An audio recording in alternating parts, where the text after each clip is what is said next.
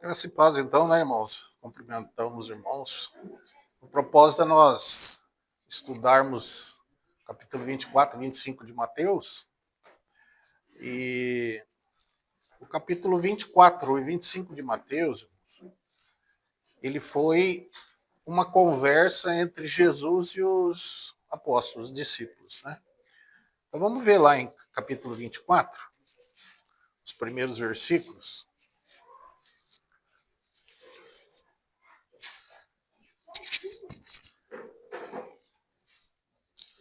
Ele disse assim,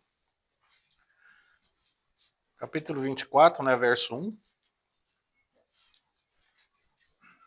Ora, Jesus tendo saído do templo, então ele estava no templo, certo? Ia se retirando quando se aproximaram deles os seus discípulos para lhe mostrarem os edifícios do templo. Esse era o templo de Herodes, na verdade, ele não era o templo de Salomão, né? O Herodes aumentou o templo, fez um negócio gigantesco, né? Fez um pátio, umas coisas, uma escadaria. Vocês pegam o desenho do, do templo de Salomão, que depois foi restaurado, né? Lá no templo de Neemias, de Esdras, e o templo de Herodes. Aí vocês vão ver como que ele aumentou aquele templo. Então aquele templo se tornou uma coisa suntuosa, na verdade, né? Muito grande, cheio de muros, cheio de pátios. Então eles estavam mostrando aquele edifício, né, do templo, uma coisa grandiosa, daquele tamanho, né, e olhando aquilo. Mas ele lhes disse, Jesus, não vedes tudo isto? Em verdade vos digo que não se deixará aqui pedra sobre pedra que não seja derribada. Então, imagine eles olhando o templo, né? Aquela suntuosidade, aquele negócio que até hoje, lá quando você vai lá no Muro das Lamentações, você vê ali é só um muro que sobrou, né? E é um lugar grande, o pessoal vai lá até hoje, né? Lá naquele muro lá e colocar as orações lá e coloca aqueles papelzinhos lá e põe as orações. Mas você imagina então um templo e o Jesus pegando e falando que não ia ficar pedra sobre pedra daquele templo. Um templo construído com pedras. Né? Aí, estando ele sentado no Monte das Oliveiras, agora é o Monte das Oliveiras, né? Eles saíram do templo, foram, agora sentado no Monte das Oliveiras, do Monte das Oliveiras você vê o templo. Estando ele sentado no Monte das Oliveiras, chegaram-se a ele os seus discípulos, em particular, dizendo: declara-nos quando serão estas coisas e que sinais, ou que sinal haverá da tua vinda e do fim do mundo? Então, eles fizeram 3 perguntas para Jesus, certo? Primeiro deles é quando serão essas coisas. Quer dizer, Jesus tinha falado ali que não ia ficar pedra sobre pedra, e Jesus falou, né? Eles perguntaram, então, quando que isso vai acontecer? Quando é?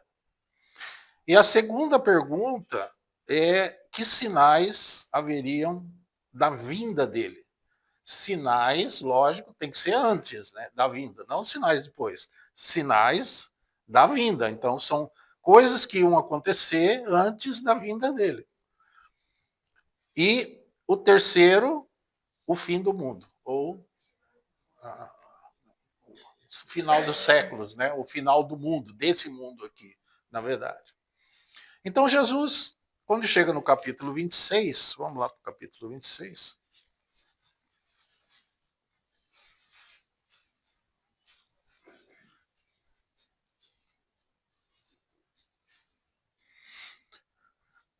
O verso 1 diz assim: e havendo Jesus concluído todas essas palavras, disse aos seus discípulos. Jesus concluindo todas essas palavras. Então, o que está dizendo aqui? Que Jesus, ele concluiu aquilo que eles perguntaram para ele, certo? Então, aqui se terminou, ele concluiu, quer dizer, ele compartilhou, né, tudo aquilo que eles perguntaram, os discípulos perguntaram, Jesus compartilhou, certo? Concluiu. terminou. A minha desconcluído, de vocês desconcluído? Concluído, acabado, né? Então, ele terminou aquele assunto ali. Então, capítulo 24 e capítulo 25, certo? De Mateus. Então, no capítulo 24 e 25, ele vai nos falar sobre essas três coisas, né? Importantes para nós. E é interessante ali que ele separa os discípulos. Porque, na verdade, irmão, o ensino do Senhor é para os discípulos, né? Não é para. São aqueles que realmente estão na caminhada no Senhor, que têm uma esperança, que estão aguardando a volta do Senhor, as coisas. É para os discípulos, é o que estão caminhando, né? E de pregar o evangelho e fazer discípulos. Então, ensinando-os, né? A guardar. Então, o discípulo é aquele que aprende, que está aprendendo, que está no caminho, que está na caminhada. Então, nós somos discípulos. Mas ele não pode falar essas coisas para quem não tem conhecimento, que não é um discípulo. Porque Jesus não tem interesse em ficar ensinando essas coisas. Inclusive, quando ele falava em parábola, né? Lembra? E perguntava, mas por que o senhor fala em parábola? Ele falou, porque a vós é dado conhecer os mistérios do reino, mas a eles não é dado. Por quê? Porque primeiro você tem que nascer de novo para poder ver o reino, né? Então, se você não nascer de novo, você não pode ver o reino. Então, como é que o Senhor vai falar dos mistérios do reino, sendo que a gente não nasceu de novo? Então, o primeiro passo na nossa vida é a regeneração, o novo nascimento, receber o Senhor, crer no Senhor, né? E aí sim, aí você passa a ser um discípulo. Agora, coisa importante, irmãos, irmã. Cada um de vocês têm que compreender esse assunto, sabe? Porque isso depende da sua caminhada. Porque essa experiência é uma experiência de cada um. Porque cada um de nós vai comparecer perante o Senhor. Não adianta dizer, mas o irmão lá nunca falou sobre isso, mas isso, né? Não, mas nossa, nós somos enganados, então. Não, não, vocês têm um espírito. Então, João fala isso de uma maneira muito clara, né? Nós não somos ensinados por ninguém. Vamos ver o texto lá, 1 João capítulo 2. Depois nós vamos orar ao Senhor, né? Pedir ajuda para Ele nessa caminhada. Eu não gostaria de correr com os irmãos, eu gostaria de. Gosto bem, nós a gente estudando bem devagarzinho, né? Vendo a palavra, né? Para que a gente possa ser instruído pelo Senhor. Primeira carta de João, capítulo 2, verso 27, ele diz assim, ó, 27 e 28, ó. E quanto a vós, a unção que dele recebestes fica em vós. Tá vendo? A unção que dele recebeste. Então, a unção o quê? É o Espírito, certo? Então, cada um de nós que nasceu de novo, você tem o Espírito. Você tem a unção do Espírito, certo? Então, ele vai falar aqui, ó. Ele fica em você. Não é uma coisa que você precisa ficar invocando, chamando para ele vir, né? Vem Espírito, tal. Não, não. Ele fica em vós, ele fica em você. Aí ele diz: e não tendes necessidade de que alguém vos ensine. Mas como a sua unção vos ensina a respeito de todas as coisas, e é verdadeira e não é mentira, como vos ensinou ela, assim nele permanecei. Então, por que o Senhor fala isso? Por causa da segurança de cada um de nós.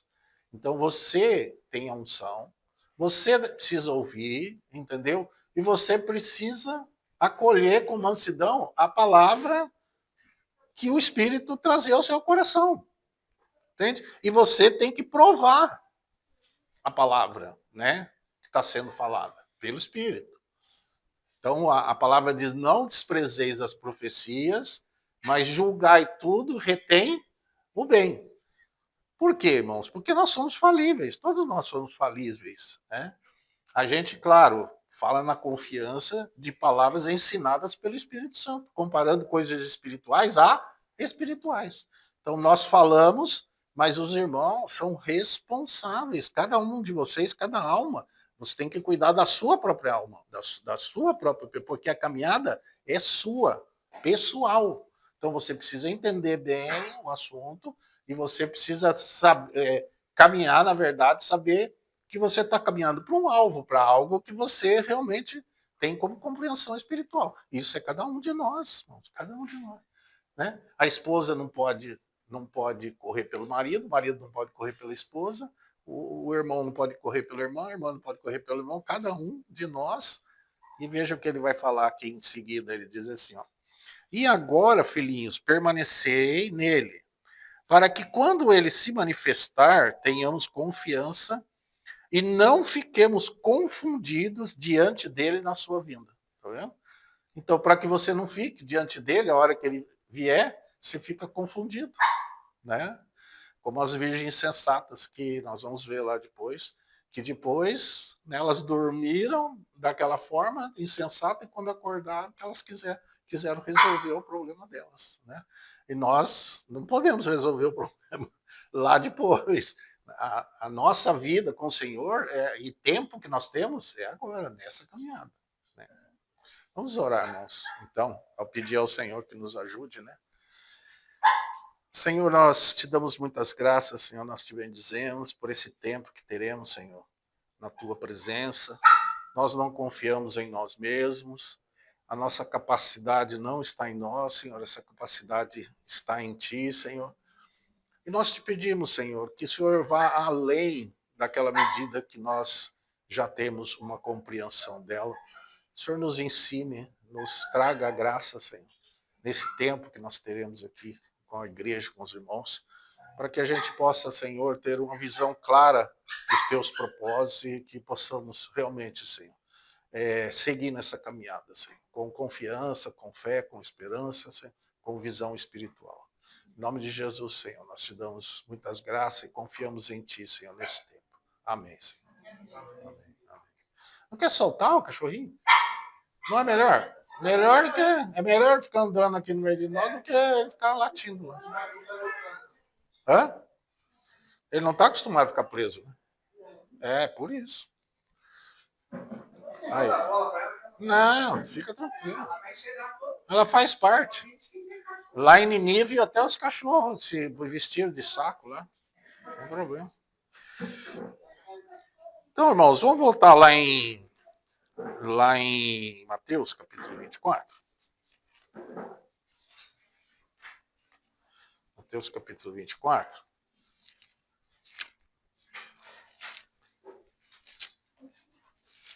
Então, a primeira pergunta que eles fizeram para Jesus é sobre aquela expressão que o Senhor disse que não ficaria pedra sobre pedra que não fosse derribada, né? Então, o Senhor, ele pega aqui no verso 15 do capítulo 24, e ele fala o seguinte: quando, pois, virdes estar no lugar santo a abominação da desolação, predita pelo profeta Daniel, quem lê entenda, isso está em Daniel capítulo 9, nós podemos ler, irmãos, capítulo 9, verso 27. Daniel, capítulo 9.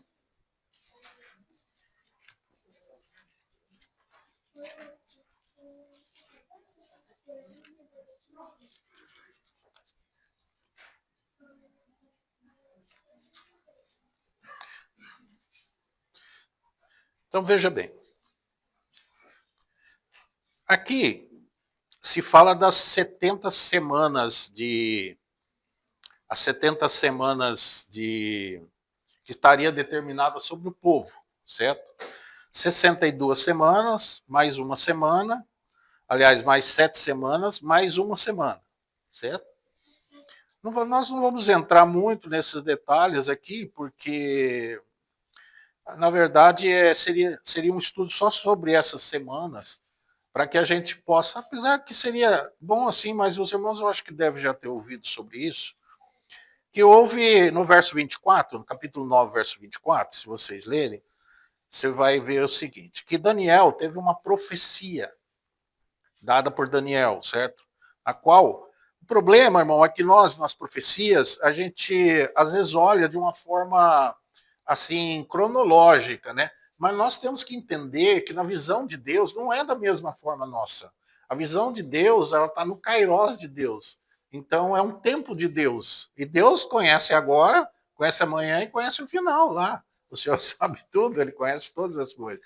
Então, às vezes, na visão, o Senhor vai dando detalhes, mas não é cronológico, não é um tempo cronológico em si, às vezes nos detalhes.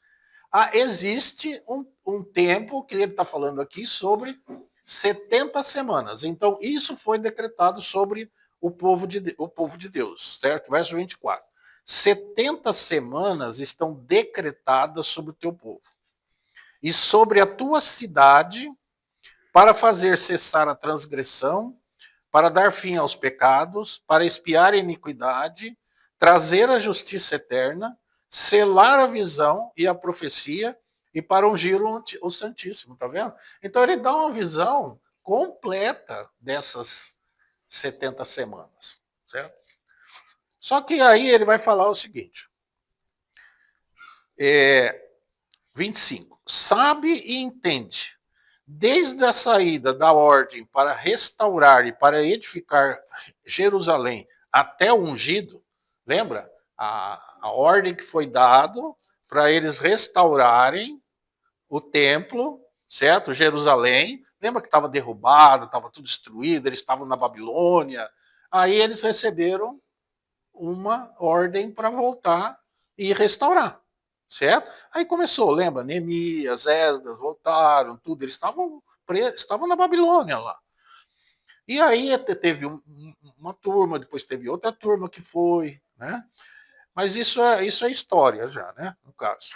Ele está dizendo aqui que até o ungido, quer dizer, até a pessoa de Cristo, e como é que a gente conta isso, né? Quando é que a gente conta esse tempo? Conta no dia que Jesus entrou em Jerusalém no burrinho. Entendeu? Então, ali, se você contar de quando saiu a ordem para restaurar, certo? Até o ungido, até a pessoa de Cristo, certo? São 62 semanas. Então, ele vai falar aqui, ó. Para restaurar e para edificar, sabe e entende, né? Estamos lendo. Desde a saída da ordem para restaurar e para edificar Jerusalém até o ungido, o príncipe haverá 7 semanas e 62 semanas. Com praças e tranqueiras se reedificará. Mas em tempos angustiosos. Então está falando até o tempo de Cristo. Tá vendo? Então aqui já se completou 69 semanas. Mas ficou uma semana. E a semana aqui, cada dia é contado por um ano. Essa contagem está lá em Ezequiel, certo? Que um dia da semana é contado como um ano. Então, se ficaram 7 anos, certo? Para o tempo de Deus. Para quê? Esses 7 anos. Aí ele vai falar. Verso 26. E depois de 62 semanas será cortado ungido e nada lhe subsistirá. E o povo do príncipe que há de vir destruirá a cidade e o santuário, e o seu fim será como uma inundação, e até o fim haverá guerra. Estão determinadas assolações. Está vendo? Então, quem é esse príncipe, na verdade? Né? Foi Tiro. No ano 70, ele entrou em Jerusalém e cumpriu essa profecia. E o que Jesus deixou escrito para eles, na verdade, né? Então aqui ficou faltando uma semana, que são 7 dias, que representa 7 anos. Esses 7 anos e foi guardado o que é chamado a grande tribulação, certo? Que são 7 anos finais. Só que é por isso que a gente fala que está no Kairos de Deus. Essas 7 semanas mais 62 semanas, você pode contar. Isso você pode contar até a entrada de Jesus, que ele entrou lá, você faz a conta que você vai ver que vai dar os anos certinho, certo? Porque ele está falando aqui até o ungido. Quem que é ungido? A palavra ungido aqui é Messias. Até o Messias, certo? Então, 62 semanas, será cortado, ungido, quer dizer, Jesus será tirado, certo? E aí o povo do príncipe há de vir e destruirá a cidade. Então, voltando lá no capítulo 24. Então, ficou faltando essa última semana, irmãos. Então, essa última semana é que é o período da grande tribulação. Porque, agora veja bem, está determinado, alguns irmãos entendem que ali está dizendo sobre o povo judeu, certo? Mas ali não fala sobre o povo judeu. Fala, em parte, sobre o povo judeu, porque 62 mais 7 semanas está se referindo a quê? A nação de Israel. Certo? Mas essa última semana, ela está se referindo ao povo de Deus. Agora, já não é mais a questão da nação de Israel. Porque há uma ideia dispensacionalista que Israel é um povo diferente, a obra, eles são diferentes e tal, né, com Deus, na dispensação de Deus. Mas, na verdade, irmãos, a partir de Cristo, a parede de separação foi derrubada. O Senhor destruiu a inimizade que havia entre os povos. Lembra que está escrito no capítulo 2 de Efésios? Quer dizer, não há mais essa divisão, não há mais judeu, grego, escravo, livre, homem, mulher. Né? A partir de Cristo, irmão, tudo que o Senhor está edificando, ele está edificando a casa de Deus, a sua igreja, o seu povo. Mas a casa de Deus, ela é espiritual. Então, é isso que é a confusão. Porque, às vezes, muitos, eu falo cristãos mesmo, esperam a reconstrução do terceiro templo. Né? Mas isso é pura incredulidade, irmãos. É os que não creem que vão reconstruir o templo. Para nós vamos reconstruir templo? Os que creem? Não, nós somos a igreja do Deus vivo. Né? Nós somos o edifício de Deus, somos edificados, né? Estamos sendo edificados como uma morada de Deus no Espírito. A casa é espiritual, né? A qual casa somos nós. Né? Então, isso é muito claro nas Escrituras. Então, essa é a casa de Deus, é a igreja do Deus vivo. Né? E é a Jerusalém celestial também. A Jerusalém celestial é os salvos e os vencedores. Né? Então, essa é a Jerusalém celestial. Então, eles estão tentando restaurar a Jerusalém terrena, a Jerusalém aqui, mas na verdade Deus, isso tudo um dia vai ser destruído, essa terra aqui, inclusive, tudo. Deus vai criar novo céu e nova terra, né? Então é tudo novo, tudo vai se fazer novo da parte de Deus. Mas é importante nós entendermos que essa profecia, do que essa profecia falava? Falava do príncipe que iria entrar e ia destruir a cidade e o templo. Né?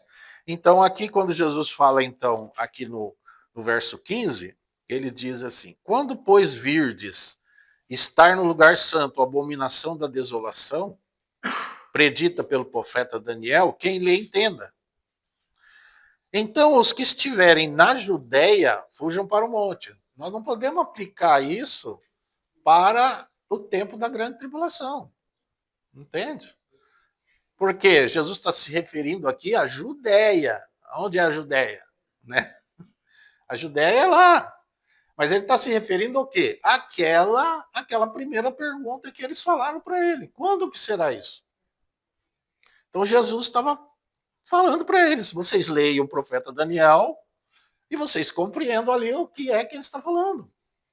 Quem lê, entenda o que está escrito ali. Né? Então, eles não sabiam quando era. Né? Eles não sabiam, eles ainda estavam vivendo aqui no ano 33, 32, 33 da era cristã. Né? Tito entrou no ano 70 lá, que ele invadiu, certo? Mas veja a orientação de Jesus, ele diz assim, ó, então os que estiverem na Judéia, fujam para os montes. Quem estiver no eirado, não desça para tirar as coisas de sua casa. E quem estiver no campo, não volte atrás para apanhar a sua capa. Mas ai das que estiverem grávidas e das que amamentarem naqueles dias. Orai para que a vossa fuga não suceda no inverno, nem no sábado. Porque haverá então uma tribulação tão grande como nunca houve desde o início do mundo até agora, nem jamais haverá. Por quê? Porque Jesus ligou, na verdade, essa destruição total, né, a essa, porque ali é o sinal, é o primeiro sinal do cumprimento daquela profecia. Agora, esse tempo dos 7 anos, aí nós vamos ver o que Jesus fala sobre ele, né? Como é que Jesus, na questão da destruição do templo, ele sabia, ele falou. Ele leia lá em Daniel. Só que ele não ia ver e os apóstolos também não iam ver isso. Nenhum deles viu isso, né? Porque a maioria deles viveu até o ano 65, 67, só João, né? Mas na verdade João ele estava preso, né? E tudo. Ele na verdade ele não viu. E muitos fugiram, estavam em Roma, muitos fugiram de lá, né? Mas o que aconteceu, irmãos? Houve uma morte, assim, como já tinha acontecido nos Macabeus, com Antíoco Epifanes. Ele entrou na cidade, esse aqui é uma figura. Tito, aliás, desculpe, não é Tiro, Tito. Ele invadiu lá, ele era uma figura do que aconteceu lá. Se vocês pegarem uma Bíblia católica, leia Macabeus. Lá vocês vão ver que já tinha acontecido isso com Jerusalém. Lá é um livro histórico. E como ele entrou e arrasou tudo, irmãos. Matou todos os judeus. E eles não fugiram. Jesus falou aqui que é para eles fugirem. Fujam para os montes, fujam. Não fiquem ali. Mas eles não ouviram o que Jesus falou. Eles acharam que não ia acontecer nada, porque o templo estava lá e aquela história de dizer que Deus estava ali, né? Entende? E que não ia fazer nada com eles. O que aconteceu, irmão? Ele arrasou a cidade. Arrasou, simplesmente arrasou. Morreram muita gente, né, nessa entrada dele, e ele derrubou todas as pedras do templo. E eles foram tentando descobrir aonde que tinha ouro, onde que tinha, porque eles acharam que tinha ouro, essas coisas guardadas. Inclusive, não se fala daqueles utensílios principais, né? Alguns estão até hoje achando que eles estão lá guardados em lugares no fundo lá. Inclusive, Israel andou cavando por baixo do monte lá e deu um problema sério, né? Eles estavam procurando essas coisas e deu um problema sério, porque os muçulmanos, imagina, eles cavando embaixo e aquela mesquita de Omar lá no lugar do templo. Ela fica no lugar do templo. Não é bem no lugar, dá para construir do lado, né? Eu acredito que vai acontecer isso. Vai haver um acordo, na verdade, e eles vão adorar os filhos de Abraão, né? Na verdade, eles já falam isso hoje, já tem alguns lugares que eles estão fazendo isso, né? Os filhos de Abraão, juntando de Ismael com de Isaac junto e fazendo nós somos irmãos, né? Somos filhos de Abraão. Inclusive lá em Dubai tem um local lá que é para todas as religiões, todas elas podem se socializar lá nesse lugar. Então, irmãos, isso aqui é história para nós, certo? Hoje vocês podem pegar a história, ler a história, ver o que aconteceu, como que foi, né? O que aconteceu lá. Eu não sou muito de ficar lendo história, mas eu gosto, mas não, né? A gente tem tantas outras coisas para ver, mas seria legal se os irmãos tivessem essa curiosidade de ler, né? Isso hoje você pega aí em qualquer lugar, procura lá o que aconteceu com Tito quando ele entrou no ano 70 em Jerusalém. E ali hoje a inteligência artificial te dá tudo que está guardado aí nos lugares, né? Nas bibliotecas, nas coisas, livros e tudo ela tem todas essas informações e vai te dando, e conforme você vai perguntando, ela vai te respondendo, né? Ela pergunta, você quer que te mostre mais, te mostre fotos, te mostre, né? Então, hoje, para estudar, tá fácil, não está difícil. Hoje está fácil. Porque ela, além dela pegar livros, às vezes, que nós não temos em português, ela traduz, ela faz uma tradução desses livros e te apresenta. Pega um livro em inglês, uma página de um livro em inglês lá, que fala sobre isso, ela te traduz e traz para você ler. Então, para estudar, ficou muito, muito bom, né? Então, isso para nós, irmãos, é história. Então, o Senhor Jesus falou, eles não creram no que Jesus falou, na verdade, eles não andaram, né, não fugiram, na verdade, grande parte ficou ali, né? E sofreram a invasão, né? E de sair a destruição de Jerusalém, destruição de tudo, tudo, templo, tudo. E desde então tá lá, né? Desde então tá só o muro lá que sobrou, né? E hoje lá naquela parte de cima tem a mesquita de Omar, que foi construída pelos muçulmanos. E Jerusalém, desde então, irmão, desde o ano 70, ela já foi invadida muitas vezes, muitas vezes. Inclusive os muçulmanos, eu não lembro a data, mas no ano 1000 e pouco, eles fecharam a Porta Dourada porque eles têm a profecia de que o Messias, o judeu, entraria por aquela Porta Dourada. E é verdade.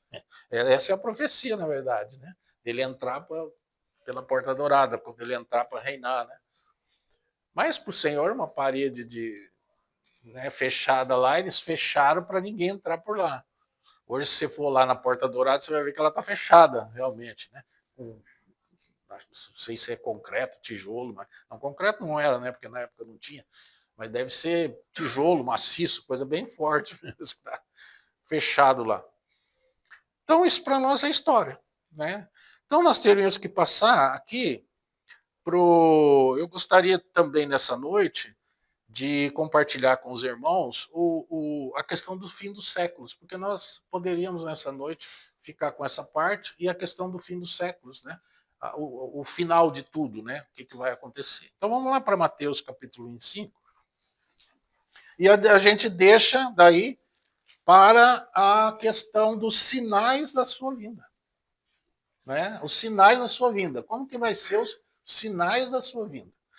Então, esse nós temos que estudar mais, ler parte por parte, porque Jesus deixa muitos sinais, né? Muitas coisas que ele nos fala e que vai nos ajudando, né? E como Jesus fala, né? Quando você olha para o céu, você vê que está rubro, está vermelho, você sabe que, né? Vai vir em tempo bom, ou os que andam no mar também vê, né? E assim se a gente sabe discernir os tempos, nós também temos que discernir os sinais. Então, os sinais nos ajudam, né, sobre a sua vinda. Mas a vinda dele mesmo, o dia e a hora, ninguém sabe. Nem Jesus sabe e nem os anjos do céu sabem. Porque isso está na decisão de Deus, na verdade. Né? O Senhor está segurando, né? Está segurando, está segurando, está segurando. Vamos salvar mais um sendo salvo, mais um. Né? Então o Senhor está salvando, ainda mais ele não fechou, né? E você vê que o Senhor ele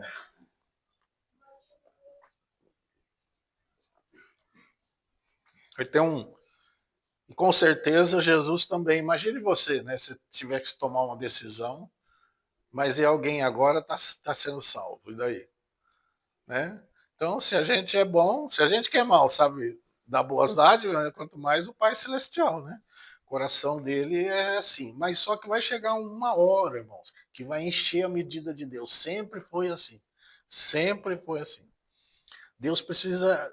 Ele é longânimo para com todos, ele é longânimo, longânimo, só que chega, tem uma medida, sabe? Que você provoca a ira de Deus e a partir dali, aí não tem mais volta. Isso aconteceu no dilúvio, você lembra, né? Isso aconteceu com o povo no deserto, né?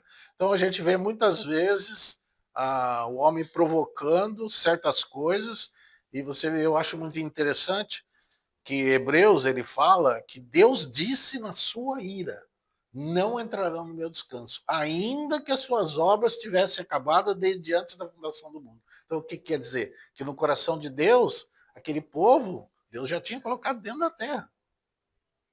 Né? Mas Deus disse na sua ira, por quê? Porque eles provocaram a ira de Deus. Então, irmãos, vai chegar um tempo, nós estamos vendo que a iniquidade está se multiplicando, né? As coisas estão cada vez pior, irmão, nós estamos vendo o mundo para onde que ele está indo, né? como que o inimigo ele tem trabalhado, ele tem preparado o campo dele, né? Porque ele também espera o reino deles. Pensa que não? Porque ele, desde o dia, irmãos, desde o dia que ele foi lançado lá do céu, né? Por terra, a partir daquele momento que ele foi lançado de lá, ele sabe, ele vive cada dia no máximo dele, no máximo da malignidade dele. E olha, humanamente falando, já são mais de 6 mil anos aí, né? Não é verdade? Então ele vive cada dia, cada dia, cada dia, e ele já levou esse mundo, irmão, a situações muito deploráveis. O mundo já viveu situações muito deploráveis, né? Em várias vezes o mundo. O inimigo já levou, né? Certas situações realmente que era uma degradação total assim, para o homem, parecia que não tinha mais solução, né? Para o homem, os tempos medievais, né? Estava vendo esses dias, eu gosto às vezes de assistir esses filmes de e vendo a questão desses impérios, né? Que um tentando ganhar o outro, o Alexandre o Grande, né? Que ele era macedônio, na verdade, grego ali, e ele foi naquele tempo a Pérsia, que é o Irã hoje, a Pérsia dominava o mundo naquela época, dominava inclusive os egípcios, o Egito, né? Os egípcios. Os egípcios já dominaram o mundo, né? Os medo-persas, os gregos, os medos, persas, os babilônicos, os assírios, todos eles já dominaram o mundo, já dominaram. E era tudo na base do quê, irmão? Da guerra. E era um negócio, ele enfrentava um ou outro assim na espada mesmo, no cavalo e na lança, e o negócio era bruto. Qualquer um dos nossos filhos aí, com 18, 20 anos, 17 anos, já estava para a guerra. Então era. E aí, quando. Era muito terrível, irmão. E eu falo para você, já chegou a situações muito terríveis mesmo. Então, o mundo já passou por muitas situações, mas o Senhor sempre encontra um remanescente, sempre um povo remanescente, um povo remanescente. Sempre, em todas as gerações, foi encontrando um povo remanescente, né? Um povo que confiou na fé, tudo, e caminhou. Eram poucos assim, mas a lâmpada nunca se apagou, né? Sempre teve alguns que carregaram a tocha da fé, né? Carregaram, e ela chegou até nós aqui, né? Chegou até nós. Mas não pense, irmãos, que hoje, não havendo esses tipo de guerra como havia antigamente, nós estamos numa situação melhor, porque hoje a guerra é diferente. A guerra é dentro da nossa casa, né? Então as coisas, Satanás ele usa de muitas situações, né? Então nós temos que estar muito sendo ajudados pelo Senhor para estarmos caminhando nesse tempo, né? Então vamos aqui no capítulo 25, irmãos. Verso 31 diz assim: Quando, pois, vier o Filho do Homem na sua glória, e todos os anjos com ele, então se assentará no trono da sua glória. Então, aqui, irmãos, ele está falando do que, na verdade? Eu sei que alguns irmãos, eu por muito tempo ouvia isso, né? Que irmãos falavam que aqui é o trono de Cristo que vai julgar antes do milênio, certo? Mas a gente vai amadurecendo, vai crescendo na visão, vai compreendendo um pouco mais, vai conversando com outros irmãos, entende?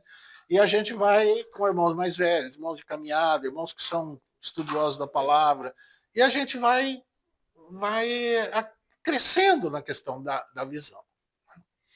Inclusive, nesse texto, o Senhor me abriu os meus olhos para ver um assunto. Que aqui, na verdade, ele não pode ser no milênio. Por quê? Porque aqui, como a palavra fala, ele ajuntará, ó, diante dele. Por quê, irmãos? Porque aqui ele está falando no trono da sua glória.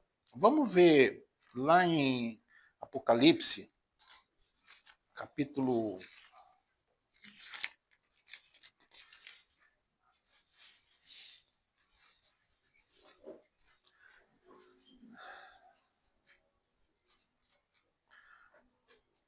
Aqui, no capítulo 20, pouquinho antes do juízo final, você vai ver que o Senhor fala aqui sobre Satanás, e aí vai falar sobre os tronos. Tá? Capítulo 20, verso 4. Então vi uns tronos, e os que se assentaram sobre eles, foi dado o poder de julgar, e vi as almas daqueles que foram degolados por causa do testemunho de Jesus e da palavra de Deus, e que não adoraram a besta, nem a imagem, e não a receberam, o sinal da fronte, nem das mãos, e reviveram e reinaram com Cristo durante 1000 anos. Mas os outros mortos não reviveram, até que os 1000 anos se completassem. Essa é a primeira ressurreição. Tá? Então, a primeira ressurreição, ela é dos santos. Né? Ele é dos que são de Cristo. Então, a palavra diz lá no capítulo 15, certo? Jesus, as primícias, e depois os que são de Cristo na sua vinda. Então, todos os que são de Cristo, que estiverem mortos, ressuscitarão primeiro. Esse é o Senhor Jesus fala sobre isso. Certo? E nós, os que estivermos vivos, seremos transformados num abrir e piscar de olhos. Então, isso é importante, porque Jesus, no capítulo 25, quando ele fala da parábola das 10 virgens, ele fala ali dos que já dormiram, né? E é Jesus que usa essa expressão dormir, né? Não é Paulo. Paulo pegou de Jesus, né? Ele usa essa expressão, os que dormiram em Cristo. Quer dizer, morreu fisicamente, mas morreu no Senhor, né? Porque Jesus que usou essa expressão com Lázaro, lembra? Lázaro dorme, né? Como dorme? Ele morreu, está morto. Mas Jesus, vou despertar. Então, Jesus usou essa expressão. E na parábola das 10 virgens, Jesus usou também essa expressão de as 10 dormiram, lembra? Foram e dormiram.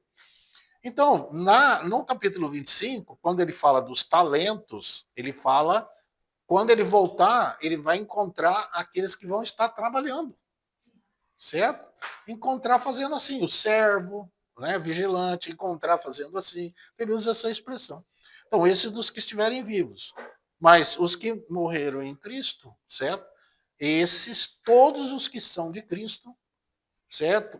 Que estão mortos fisicamente, eles ressuscitarão na sua vinda.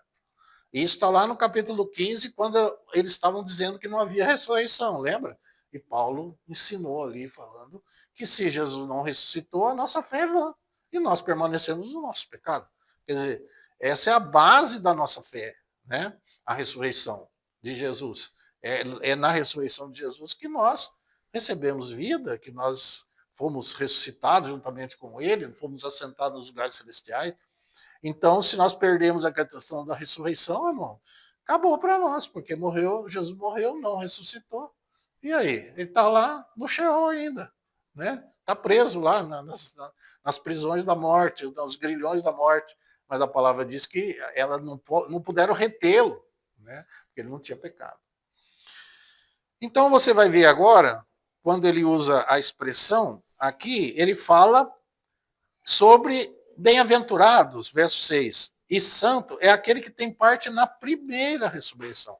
Sobre estes não tem poder a segunda morte, mas serão sacerdotes de Deus e de Cristo e reinarão com ele durante 1000 anos, os que ressuscitarem, certo? Aí vai falar, quando se completarem os 1000 anos, Satanás será solto da sua prisão, sairá a enganar as nações, certo? E aí o que acontece? Jesus faz descer fogo do céu, né? E ele é lançado, Satanás é lançado no lago de fogo. Mas quando você vê no verso 11, você vê o seguinte: e vi um grande trono branco. Tá vendo? Então é isso quando ele se assentar na sua glória. E vi um grande trono branco. E aí vai dizer assim: cuja presença fugiram a terra e o céu e não foi achado lugar para eles, tá vendo? Não tem mais lugar para eles. Por quê? Porque esses estavam nos sepulcros, como Jesus fala no capítulo 5 de João, certo? Ressuscitaram, a segunda ressurreição aqui. Só que a segunda ressurreição, eles não é como os que participaram da primeira ressurreição. Porque os que participaram da primeira ressurreição, eles não passam pelo grande trono branco. Não entram em juízo. Lembra que Jesus fala? Quem creu, quem ouve as minhas palavras e crê naquele que me enviou, tem a vida eterna. Né? E não entrará em juízo, mas passou da morte para a vida. Então, não entrará em juízo. Então, nós não entramos nesse juízo aqui. Mas os que ressuscitaram na segunda ressurreição, eles entram em juízo, certo? Então, para os irmãos verem, vamos voltar lá em João capítulo 5. João, o Evangelho de João. Então, irmãos, alguns irmãos, eles falam que o livro de Apocalipse você não pode ver como está escrito, porque ele é um livro metafórico e não sei o quê. Mas, irmãos, é um livro de Apocalipse, é revelação de Jesus Cristo para nós. São coisas, nós temos que receber a palavra como criança, irmãos. Entendeu? Não temos que ficar com elucubrações, essas coisas que o povo inventa.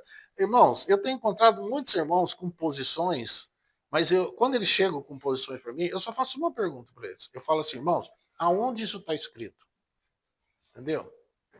Não tem um texto bíblico para provar aquilo. Aonde está escrito isso, irmão? Por exemplo, já ouvi até falar que alguns irmãos vão ser lançados no lago de fogo para queimar o ego dele, para ele poder voltar e entrar. Não, irmãos, aí tá. Irmão, mas isso é ensinado por aí. Entendeu? Mas eu falo para você, aonde isso está escrito? Não está escrito, mas sabe onde está escrito? Em livro. Em livro de irmão lá do passado, que escreve um monte de coisa. A base da fé de muitos irmãos aí, irmão, é livro, não é escritura. Então, o irmão Dino, ele nos ajudou muito nesse assunto. Porque o Dino, ele levou essa carga. Porque no tempo dele era muito forte essas posições, entendeu? 7 arrebatamento e não sei o quê, arrebatamento de vencedores. Desculpa, irmãos, tem irmãos aqui talvez chega a ouvir né? Irmãos que crê nessas coisas, que tem essa posição, né? Mas, irmãos, ouça, eu vou mandar um artigo do Dino, que ele escreve Vem com as Nuvens. O irmão Dino é um irmão muito bíblico, sempre foi um irmão muito bíblico, entendeu? Sempre ajudou a igreja nesses pontos, né, que são importantes na questão do arrebatamento, da volta do Senhor, todas essas coisas. Ele é muito, muito bíblico, um irmão que nos ajudou muito, um irmão que ajudou muito a igreja do Senhor a sair dessas doutrinas, entende, que estava no meio da igreja, e você ter algo saudável para você tomar a escritura e crer. Eu vou colocar no grupo, os irmãos leiam o artigo, não é grande, estudem, leiam. E o irmão, ele falou, eu não fui leviano com esses irmãos do passado aí. Ele estudou esses irmãos, ele escreve lá isso. Eu estudei, eu não fui leviano dizer, não, eu acho que não é, não, eu fui lá, eu considerei, o Dino era muito estudioso, né? Ele foi lá e viu, mas ele pegou e colocou a posição bíblica, porque ele tinha um encargo da parte do Senhor com a igreja. Então isso é muito importante, irmãos. Então, nessa questão da volta do Senhor, eu vou pôr lá, os irmãos já estudem isso, né? Para que os irmãos já recebam essa compreensão já. Nesses aspectos, a gente não precisa ficar tocando nas mesmas coisas. Tá? Então, irmãos, aqui em João 5, veja o que Jesus ele nos fala aqui. Veja bem. João 5, verso 24, ele diz assim, aquilo que nós estávamos dizendo aos irmãos, o texto. Em verdade, eu vos digo que quem ouve a minha palavra e crê naquele que me enviou, tem a vida eterna, irmãos. Tá vendo? Tem a vida eterna. Quem tem filho, tem a vida. Uma vez que você tem um filho, você tem a vida, né? Você recebeu, qual é a maneira que nós sabemos que nós, né, que João inclusive fala, né, que Nele nós estamos, ele é a vida eterna, e nele nós estamos, né?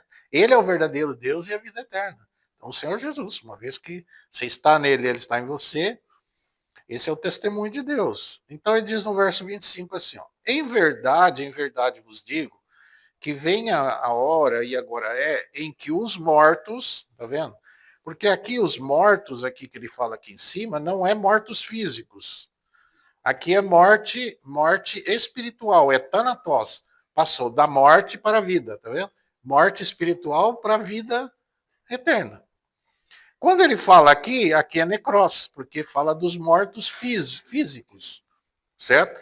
Então ele fala aqui da primeira ressurreição. Olha, presta bem atenção quando ele está falando. Em verdade vos digo que vem a hora, e agora é, em que os mortos ouvirão a voz do Filho de Deus, e os que a ouvirem viverão, tá vendo? Então aqui é viverão eternamente, aqui com o corpo glorificado, certo? Então você vê que ele usa a expressão, haverá um tempo. Quando será o tempo? O tempo da volta, quando ele voltar. Na sétima trombeta. A sétima trombeta vai tocar, os que estiverem mortos ressuscitarão primeiro, e os que estiverem vivos serão transformados num abrir e piscar de olhos, certo? Pelo Espírito que em nós habita. Se esse Espírito que está em nós ressuscitou Jesus, ele vivificará os nossos corpos mortais, pelo seu Espírito que em nós habita. Isso fala lá em Romanos 8. Então, agora ele vai dizer sobre o tribunal de Cristo. Ele fala assim, ó, verso 26. Pois assim como o Pai tem vida em si mesmo, também deu o Filho ter vida em si mesmo. E deu-lhe a autoridade para julgar, porque é o Filho do homem. Então ele vai julgar os vivos e os mortos. Tá vendo? Viverão, tá vendo? Viverão. Porque vai julgar quem? Os vivos, certo? E quem são os mortos? Nós vamos ver. Então, ele há de julgar, isso lá em Atos 17, diz que Deus deu testemunho disso, ressuscitando Jesus dentre os mortos. Que ele há de julgar os vivos e os mortos. Né? Então, aqui, irmãos, agora vamos dizer o seguinte. Ora, agora ele vai falar da segunda ressurreição. Presta bem atenção que tem diferença aqui, ó. Não vos admirei disso, porque vem a hora em que todos os que estão no sepulcro, agora já não é mais a primeira ressurreição, é todos, porque todos os que não eram de Cristo, que não ressuscitaram na primeira ressurreição. Então, os que vão continuar mortos aí, vai ter que passar os 1000 anos para eles serem ressuscitados, certo? Mas olha o que Jesus diz. Nessa segunda ressurreição, ele vai dizer assim, ó. Então, não admireis que venha a hora em que todos os que estão no sepulcro ouvirão a sua voz e sairão. Agora não está dizendo que viverão. Sairão. Sairão para quê, irmãos? Os que tiverem o bem para a ressurreição da vida e os que tiverem praticado o mal para a ressurreição do juízo. Está vendo? Então aqui é o que a pessoa praticou, o bem, certo? E aqui está falando ressurreição da vida e ressurreição do juízo. Então, vamos voltar lá em Apocalipse capítulo 20.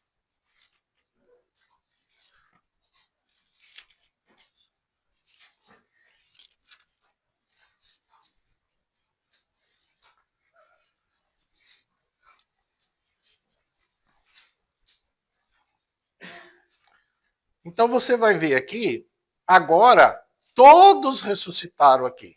Todos, certo? Mas os que participaram da ressurreição já estavam 1000 anos aqui já. Ressuscitou há 1000 anos atrás. Aqui foi a segunda ressurreição, certo? Agora você pode ver então, ó, veja o verso 12. E vi quem? Os mortos, tá vendo? Grandes e pequenos em pé diante do trono. O que ele está falando aqui, irmãos? Como é que morto pode estar em pé? É que morto aqui são os vivos e os mortos. Os mortos espiritualmente, os que realmente não foram vivificados pela vida do Senhor, né? Então, por isso que eles são chamados grandes e pequenos, irmão, é que adultos e crianças. Aqui todos vão ressuscitar, aqui, certo? E aí vai dizer assim, ó, abriram-se uns livros. Então, o que nós entendemos por isso, eu acho que a maioria dos irmãos entende também, é que é aquilo que Paulo fala lá em Romanos 2, né? Que eles serão julgados segundo o meu evangelho. Né? Então, esses livros, para mim, são as escrituras. Né? Serão julgados, lembra, os que sem lei pecaram, sem lei serão julgados, que pela lei pecaram, pela lei serão julgados. Então, o Senhor vai ter que abrir esses livros, né? E aonde Paulo fala também que quando os gentios fazem de coração, né, aquilo que é a lei, então o Senhor vai ter que julgar isso. Os bons, os que fizeram a coisa correta. E aí, como é que fica aqueles que de coração? Né? Então, vamos ler aqui, ele vai falar o seguinte: e abriu-se outro livro que é o da vida. Aqui é o livro da vida, certo? E os mortos foram julgadas pelas coisas que estavam escritas nos livros, segundo as suas obras. Está vendo? Segundo as suas obras. Aí o mar entregou os mortos que nele haviam, a morte e o inferno entregaram os mortos que neles havia, e foram julgados cada um segundo as suas obras. Irmão, aqui é julgado segundo as obras, como a pessoa viveu. Porque todos vão comparecer perante a face de Deus, vai ser julgado, certo? Então, nós temos que olhar lá em Romanos 2 para a gente ver o que Paulo fala sobre isso, né? Então, como que é isso, serem julgados? E depois ele vai falar que todo que não foi achado escrito no livro foi lançado no lago de fogo, certo? Então, não é que, na verdade, quando o livro da vida, a gente vê que isso tem desde o Velho Testamento. Lembra quando Moisés disse para Deus, né, perdoa esse povo, ou risca do teu livro? É que, na verdade, todos são escritos como se fosse um livro de nascimento. Né? E ali tem um livro de memória, já ouviram? Lá em Malaquias falar sobre o livro de memória que o senhor tem escrito a memória daquela pessoa. Né? Então, eu vejo que também isso pode ser um daqueles livros, né, que foram abertos lá. E então cada um vai ser julgado, irmãos. Por exemplo, lembra quando Jesus disse assim, que os ninivitas se levantarão no juízo contra essa geração? Certo? Lembra lá que o senhor falou? Que os ninivitas se levantarão no juízo contra essa geração? Juízo é lá nesse juízo, certo? Por quê? Que eles falam assim, porque Jonas foi lá e pregou e eles se arrependeram. E tem alguém aqui que é maior do que Jonas. Lembra que Jesus falou sobre isso? A rainha de Candace. Ela atravessou tudo aquilo para ver a sabedoria de Salomão. Tem aqui alguém que é maior do que Salomão. Ele era o filho de Deus. Estava ali, certo? E eles não atentaram pelo que ele falava. Tá, o que Deus vai fazer com aquela geração? Foi as obras que eles praticaram, lembra? As obras massas, são obras massas. Inclusive, Deus fala sobre, cortou aqueles na oliveira, certo? Cortou lá e enxertou a gente no lugar deles. Então você observa, irmãos, por exemplo, o que o senhor vai fazer com os ninivitas? Daí. O que o senhor vai fazer com os ninivitas? Né? Pois Jesus está falando sobre isso. Então eles vão se levantar e vão falar, mas Jonas pregou para nós nos arrependeram, e Jesus, o Filho de Deus, o Messias pregou para vocês e vocês não creram. Se levantarão contra essa geração naquele dia, no juízo. Está escrito lá, no juízo. Juízo é esse dia aqui. Então, irmãos, veja que Romanos 2, ele vai falar, então, o Senhor vai julgar de que maneira? Né? Vamos ler lá Romanos 2? E aí nós vamos só voltar lá e encerrar esse assunto. Romanos 2, ele vai falar o seguinte.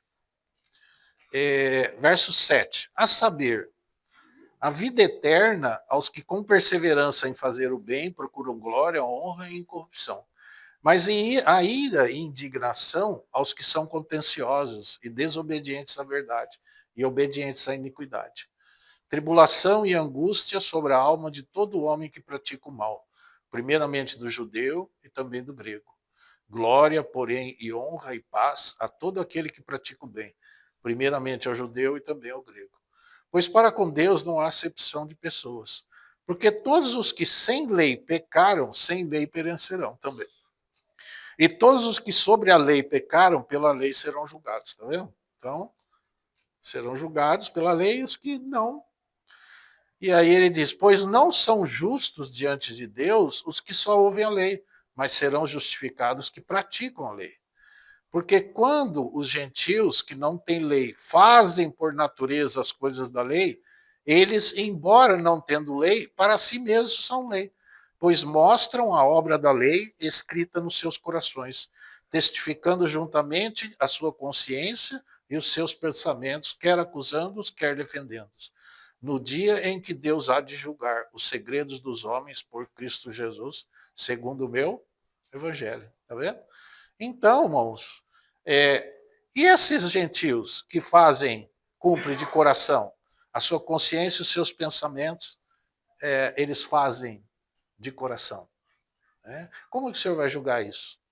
Então, voltando lá no capítulo 25, e aí a gente encerra, os irmãos vão entender essa passagem, a qual Jesus, certo, junto com aquela que nós lemos lá de Apocalipse.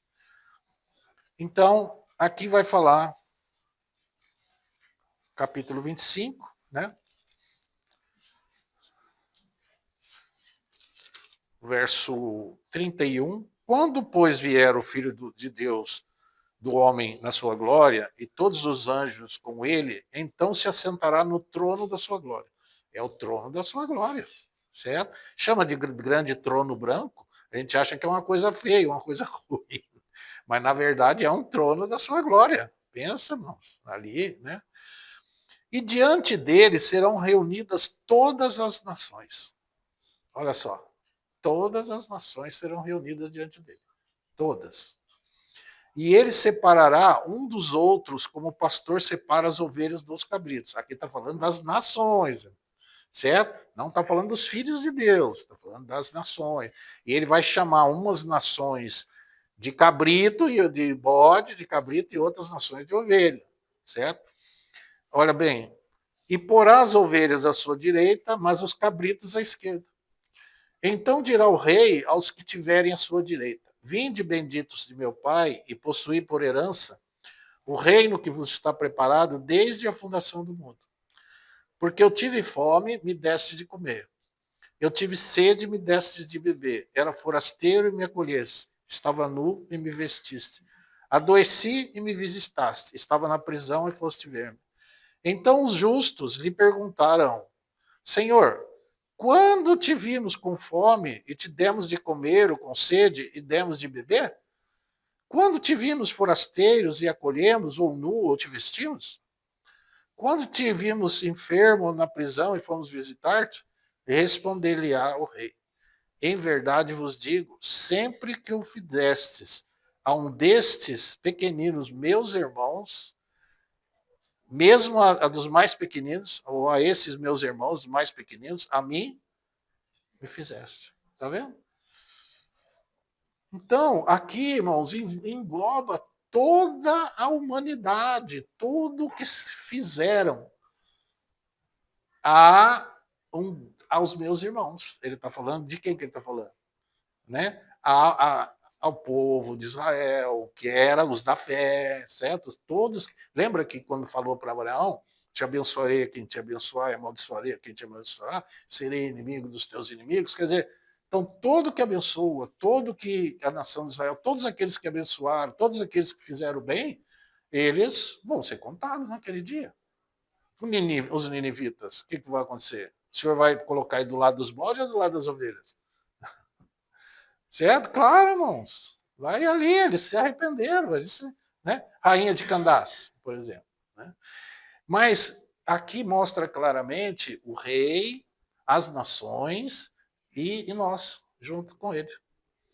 O seu povo junto com ele.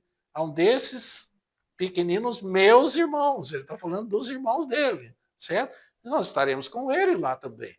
Nesse juízo, todos nós estaremos com ele. Todos estarão diante dele nesse dia. Não seremos julgados, irmãos. Não é isso. A palavra diz ao contrário, que nós julgaremos até os anjos. Mas o que vai acontecer com aqueles que Ali, lembra que foram julgados pelas obras, pelo que fizeram bem para a ressurreição da vida. Tá vendo? Então, vinde, possua o reino. Claro, irmãos, não vão entrar na Nova Jerusalém, não é isso, né? Mas é só aqueles, entre aqueles pequeninos meus irmãos, é que vão entrar na Nova Jerusalém. Mas são as nações que vão estar no novo céu e nova terra. Estão tá lá as nações, nações dos salvos, né? Que essas pessoas que vão entrar para lá. O senhor não vai jogar todo mundo no lago de fogo, não tem como. As crianças, o que o senhor vai fazer com as crianças? Como que o senhor vai julgar as crianças? Como que vai julgar um aborto? Lembra que a Bíblia fala que um aborto é melhor do que aquele que viveu 100 anos e não conheceu a Deus? Então, como é que você vai julgar esses, né? Então, claro que o Senhor tem que haver esse juízo final, porque senão, como é que ele ia, quer dizer, não recebeu, não, você não foi um vencedor, não nasceu de novo, não caminhou no Senhor, tudo, quer dizer, vai jogar tudo no lago de fogo, daí, irmão? Não, não, de jeito nenhum. O Senhor tem um lugar para eles. Né? Não é um lugar de glória, não é um lugar lá dentro da cidade, não é um rei, um sacerdote, o que foi comprado com o sangue do Senhor. Né? Não é isso. Mas é um morador das nações que estarão lá no novo céu e nova terra. Então ele vai dizer aqui, ó. Aí dirá, verso 41, aos que estão à sua esquerda: apartai-vos de mim, malditos, para o fogo eterno preparado para o diabo e seus anjos. Porque tive fome, não me deste de comer, tive sede, não me deste de beber, era forasteiro e não me acolheste, estava nu e não me vestiste, enfermo e na prisão e não me visitaste. Então também estes perguntarão: Senhor, mas quando te vimos com fome, sede, forasteiro, nu, enfermo, na prisão e não te servimos? Ao que lhes responderá: em verdade vos digo que sempre que o deixastes de fazer a um destes mais pequeninos, deixastes também de fazer a mim.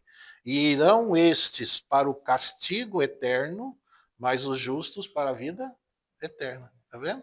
Então é aquilo que Jesus falou lá em João 5, certo? Na segunda ressurreição, que ele falou, que eles sairão para quê?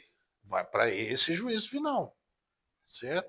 E aí você vai ver aqui, irmãos, por quê? Primeiro, não pode, na minha forma e pela palavra que o senhor me trouxe, que trouxe uma compreensão para mim, não pode ser aquelas nações que vão permanecer no milênio. Por quê? Porque senão, aqui ou todos estão vivos ou todos estão mortos, certo? Porque, na verdade, quem vai entrar para o milênio são os que continuarem vivos, os que não morrerem, os 2/3 que não morrerem das pragas, do juízo de Deus, daquelas taças da ira, né? Que fala lá em Apocalipse, que tem as trombetas, tem as taças da ira. Então, ali fala que 2/3 da humanidade vai e 1/3 o Senhor vai separar para entrar. Então, é os que ficarem vivos. Não tem juízo ali. Ali, os que ficarem vivos são que vão entrar para o milênio, né? E para o reino do Senhor, esse reino milenar. Mas aqui e lá também, ninguém vai ter juízo para lançar no lago de fogo. Os únicos que vão estar no lago, nem Satanás vai estar no lago de fogo ainda. Os únicos que vão estar no lago de fogo vai ser o falso profeta e o anticristo. Isso está escrito. Que eles são os dois, lá no capítulo 19 de Apocalipse, fala sobre isso. Mas Satanás vai ser preso, depois de 1000 anos vai ser solto, aí ele vai para se juntar com. Quer ver o texto? Só para terminar aqui mesmo. Terminar mesmo. Apocalipse capítulo 20. Porque essa parte, irmão, fica, então, aquelas duas partes que nós vimos primeiro. Quando isso acontecerá, pedra sobre pedra, nós já vimos ali, estava profetizado em Daniel, aconteceu no ano 70, a história para nós, certo? Só que aí ele fala a consumação dos séculos, quer dizer, quando terminar tudo, como é que vai ser lá no final, quando terminar tudo, entendeu? É o grande trono branco, é o juízo final. Então, se você vai ver aqui em Apocalipse capítulo 20, ele vai dizer no verso 10 o seguinte, ó: e o diabo que os enganava foi lançado no lago de fogo e enxofre, onde estão a besta e o falso profeta, e de dia e de noite serão atormentados pelos séculos dos séculos. E é o que Jesus disse, né? Que apartai-vos de mim para o fogo eterno, preparado para Satanás e os seus Anjo. O senhor estava falando do quê? Do lago de fogo. Desse lugar a qual eles já estavam lá. E serão atormentados pelo século século.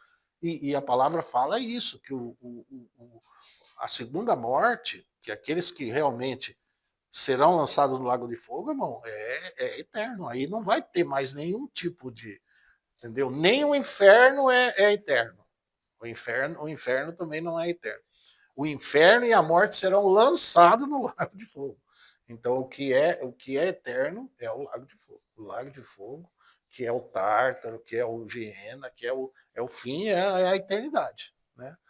É um lugar que o fogo não apaga, o bicho come, não dá nem para pensar num negócio desse. Irmãos. Graças ao Senhor, que para nós tem uma outra. E eu sempre falo isso, irmãos. Quando alguém te fizer um bem mesmo, uma pessoa que é do mundo, alguém que está aí nessa situação, e ele faz um bem para você, abençoa essa pessoa, irmãos. Abençoa ela. Fala, eu te abençoo em nome de Jesus. Eu te abençoo, porque naquele dia o Senhor não vai esquecer desse bem que essa pessoa fez para você, irmão. Entendeu? Ainda que ele não receba Cristo, ainda que ele não creia, mas pensa nisso, irmão. Ele falou assim, mas eles vão falar, mas quando que nós... Ele não vai lembrar, na verdade. Entende? Mas o Senhor vai lembrar. Quando vocês fizeram, lembra quando você fez para o Ivo, lembra quando você fez para a Terezinha, lembra quando você fez para você, para o irmão, né? Então, irmão, abençoa em nome de Jesus mesmo, isso não será, vai ser lembrado naquele dia para essa pessoa. Já pensou? Que benção, a hora que eles falarem assim, quando vocês fizeram a um desses meu irmão, que ele falou, você fez ao meu irmão que é o Ivo. Ele fala, nossa, mas eu nem lembrava disso, mas eu lembro. Eu lembro disso. Porque, irmão, o senhor precisa de alguma coisinha para salvar, para não mandar para o lago de fogo. Alguma coisinha. Ele precisa achar alguma coisinha. Entendeu? Alguma coisinha que ele achar, ele já não vai mandar. E isso é uma benção, já pensou? É. Então, o Senhor é muito bom. Imagina, ele não vai sentar lá naquele trono de glória dele de juízo total. Irmãos, é só o que os aborrecedores mesmo, os aborrecedores de Deus, sabe, os que perseguiram, maltrataram os filhos de Deus. Olha em 2 Tessalonicenses, capítulo 1, você vai ver ali. Podemos ver depois na próxima, para que os irmãos vejam né, qual é o juízo eterno de Deus, a segunda morte, na verdade, né? O que é o castigo eterno, né? Perdição eterna, né?